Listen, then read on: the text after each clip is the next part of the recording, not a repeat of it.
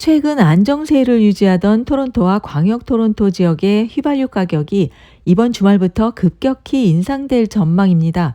에너지 분석 기관 엔트로 인터내셔널의 수석 분석가 로저 맥나이트에 따르면 4일 금요일부터 휘발유 가격이 리터당 4센트 인상되어 152.9센트에 이를 것으로 예상됩니다. 이는 지난 9월 4일 이후 가장 높은 가격입니다. 지난달 28일부터 3일까지 광역 토론토 지역의 대부분 휘발유 가격은 리터당 145.9센트로 올해 2월 이후 최저치를 기록했습니다. 하지만 이란의 이스라엘에 대한 대규모 미사일 공격 이후 전면전 우려로 국제 유가가 크게 상승하고 있습니다. 특히 바이든 미 대통령이 이란의 석유 시설 공격을 검토하고 있다는 발언은 국제 유가 시장에 추가적인 불안을 야기하고 있습니다. 이로 인해 GTA 지역의 휘발유 가격 인상이 더욱 심화될 것으로 보입니다. 지난 28일 뉴욕시 더 크리파크에서 열린 제2회 K-레디오컵에서 제-캐나다 축구협회 소속인 토론토 한인 여자축구연합팀 토벤저스가 준우승을 차지하며 금이 환영했습니다. 이번 대회는 대한여자축구협회 주관으로 진행되었으며 뉴욕, 보스턴, 뉴저지, 토론토 등지에서 총 6개 팀이 참가했습니다. 토벤저스는 예선에서 전승을 기록하며 결승에 진출했습니다. 예선 첫 경기에서 토벤저스는 스트라이커스를 2대0으로 이겼고 이어 레드브릭스를 3대1로 제압하며 조 1위로 결승에 올랐습니다. 결승에서는 다디저스와 붙었지만 체력 부족과 굳은 날씨로 인해 0대2로 패하며 준우승의 기쁨을 누렸습니다. 특히 토벤저스 진수정 선수가 대회 우수선수상에 선정되었습니다. 허경 제-캐나다 축구협회 회장은 어려운 상황에서도 선수들이 보람을 느꼈다고 하며 후원사에 감사의 뜻을 전했습니다. 유영주 주장은 선수들 간의 동료애가 깊어졌고 다양한 연령대의 선수가 함께하는 모습이 인상적이었다고 소감을 밝혔습니다. 토벤저스 선수들은 이번 대회를 통해 축구에 대한 열정을 다시 확인하고 내년 대회 우승을 목표로 각자 팀에 돌아가 연습에 집중할 계획입니다. 구독과 좋아요는 뉴스에 도움이 됩니다. 온타리오주 북부에서 어린이 한 명이 광견병 감염으로 사망하는 사건이 발생했습니다. 이 어린이는 박쥐와 접촉한 후 감염된 것으로 전해졌습니다. 최근 브렌튼 카운티에서는 1967년 이후 처음으로 광견병 바이러스에 감염된 환자가 발생하기도 했습니다. 보건부는 감염된 박쥐가 아이의 방에 들어갔고 접촉으로 인해 감염이 이루어진 것으로 보인다며 사망한 어린이는 백신 접종을 받지 않은 상태였다고 밝혔습니다. 또한 올해 들어 광견병을 소유한 박쥐의 비율이 증가하고 있으며 평소 10% 미만이었던 비율이 올해에는 16%를 넘어섰습니다. 보건부는 야외 활동 시 박쥐와의 접촉을 피하고 반드시 광견병 백신을 접촉할 것을 강력히 권장하고 있습니다. 피아니스트 임윤찬이 그라모폰 뮤직 어워즈에서 한국인 최초로 2관왕에 오르는 쾌거를 이루었습니다. 지난 2일 영국 런던에서 열린 이 시상식에서 그는 쇼팽의 연습곡 앨범으로 피아노 음반 부문과 젊은 예술가 부문을 동시에 수상했습니다. 그라모폰 뮤직 어워즈는 1977년부터 매년 개최되는 권위 있는 클래식 음반 시상식으로 클래식 음악계에서는 음반계의 아카데미 시상식으로 잘 알려져 있습니다. 이 시상식은 다양한 부문에서 최고의 음반을 선정해 수상하고 있으며 한국인 음악가로는 정경화와 장한나가 각각 실내악과 협주곡 부문에서 수상한 바가 있습니다. 올해 피아노 음반 부문 수상은 임윤찬이 한국 음악가로는 처음이며 세계의 최종 음반 후보 중 임윤찬의 쇼팽의 연습곡과 리스트의 초절기교 연습곡이 올라왔습니다.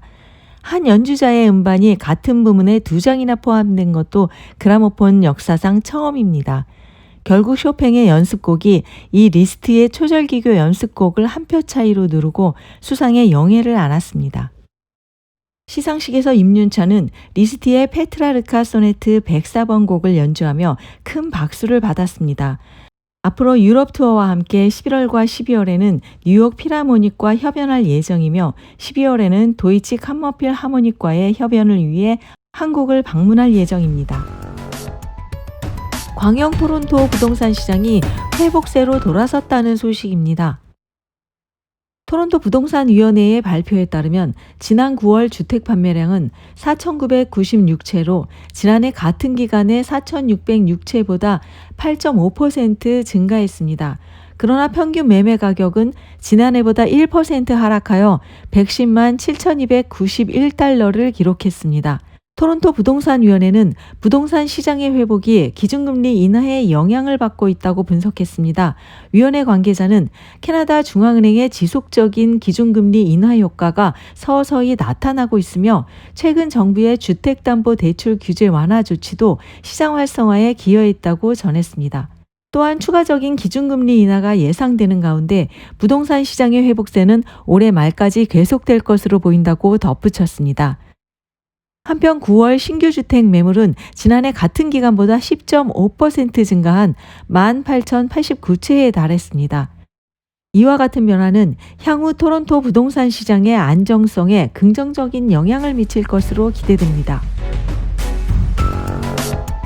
온타리오주 정부는 유료 407 고속도로 구매와 무료화 방안을 검토 중에 있습니다.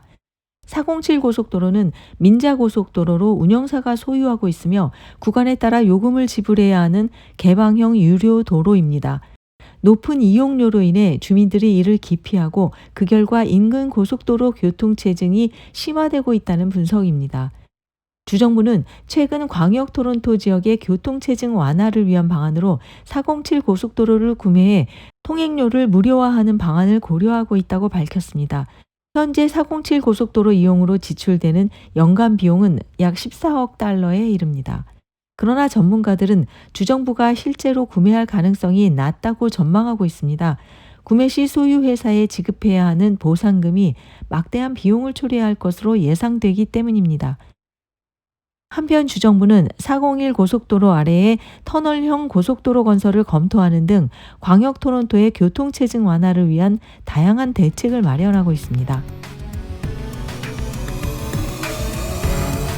최근 캐나다 전 지역에서는 이상기후 현상으로 인한 홍수 피해가 급증하면서 반지하층 건설에 대한 규제가 일어나고 있습니다. 특히 지난 7월 폭우로 반지하층이 물에 잠기면서 온타리오주는 약 9억 4천만 달러, 퀘벡은 25억 달러의 피해가 발생했습니다.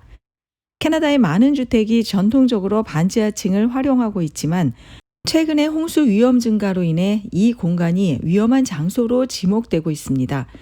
캐나다 환경부는 100년에 한 번 발생하던 대형 폭풍이 이제는 5년마다 발생할 수 있다고 경고하며 기존 건축 방식을 변경해야 한다고 촉구했습니다. 몬트리올에서는 이미 홍수 위험 지역에서 지하층 건설을 제한하고 있으며 주거 공간으로의 사용도 금지하고 있습니다.